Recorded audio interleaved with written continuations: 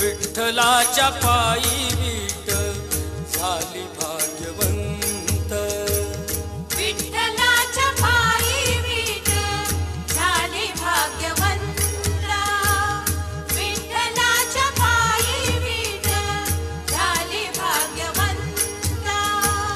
पाहताच होती दंग आज सर्व संत.